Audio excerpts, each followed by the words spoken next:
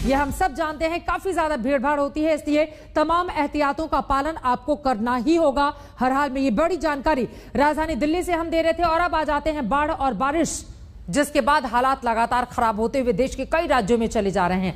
आसमान से मुसीबत बरस रही है। सबसे बुरा हाल महाराष्ट्र का है। मॉनसून की बारिश महाराष्ट्र के लोगों के लिए आफत बन गई है। कई जिलों में बाढ़ जैसे हालात पैदा हो गए हैं। हजारों लोग सैलाब के बीच फंसे हुए हैं और कई बेघर हो चुके हैं। मौसम के इस मार के बीच लोगों को बचाने के लिए रेस्क्यू ऑपरेशन चलाया जा रहा है, लेकिन बारिश और बाढ़ के बीच लोगों को सुरक्षित निकालने की जंग इतनी आसान कतई नहीं है। देखिए, लहरों के बीच फंसी जिंदगी और उसे बचाने की जद्दोजहद। कुदरत के कहर के साथ सांसें हवा में अटकी हुई हैं और एनडीआरएफ की टीम लोगों को बचाने का जतन कर रही है। जोखिम भरे रेस्क्यू ऑपरेशन की ये तस्वीरें महाराष्ट्र के पालघर की हैं, जहां बिजली विभाग के 2 कर्मचारी हाई वोल्टेज तार की मरम्मत के लिए गए थे, लेकिन सूर्य नदी में पानी का ऐसा उफान आया कि दोनों कर्मचारी वहीं फंस गए। पहले तो दोनों ने बिजली की तार से सेफ्टी बेल्ट के सहारे नदी पार करने की कोशिश की, लेकिन किनारा दूर होने की वजह से कामयाब नहीं हो पाए। इसके बाद एनडीआरएफ की टीम ने दोनों फंसे कर्मचारियों को सुरक्षित निकाला।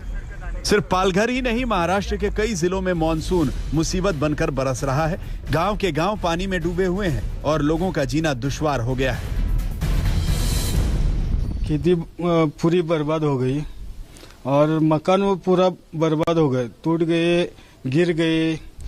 ये हमारा मकान दिख रहा है, वो बड़ा बंगला दिख रहा है ना, उधर हमारा घर है, मकान है, वो पूरा पानी में डूब गया। अभी उधर पानी दिख रहा है। सांगली जिले के 20 से ज्यादा गांव बुरी तरह से बाढ़ की चपेट में हैं। मकान डूब गए हैं, फसल बर्बाद हो चुकी है और लोग नाव के सहारे किसी तरह सुरक्षित जगहों पर जाने की कोशिश कर रहे हैं। इसी दौरान पानी से घिरे एक गांव के लोग जब नाव पर सवार होकर निकले तो बेहद तेज लहरों के बीच फंसते चले गए। अपनी जान की परवाह किए बगैर 2 लड़के पानी में कूदे और 30 से ज्यादा लोगों को सुरक्षित जगहों तक पहुंचाया गया। महाराष्ट्र में कुदरत के कोहराम से गांव-गांव के लोग त्राहिमाम कर रहे हैं। वहीं बाढ़ के चलते कई जगहों पर हाईवे का भी बुरा हाल हो गया है।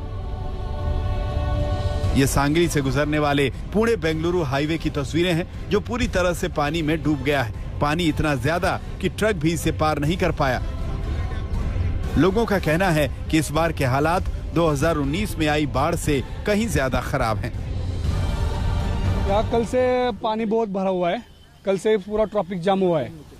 2019 में इतना पानी नहीं आया था, 19 से ज्यादा पानी इधर आया हुआ है, पूरा पानी भर गया। 19 से 4 फुट से ज्यादा पानी आ गया है ये टाइम। स्थानीय विधायक सदाशिव भी बाढ़ की मुसीबत में फंसे लोगों का हाल जानने के लिए पहुंचे, लेकिन संकट के समय किसी मदद की पहल के बजाय उनका पूरा जोर मुआवजे वाली सियासत पर रहा।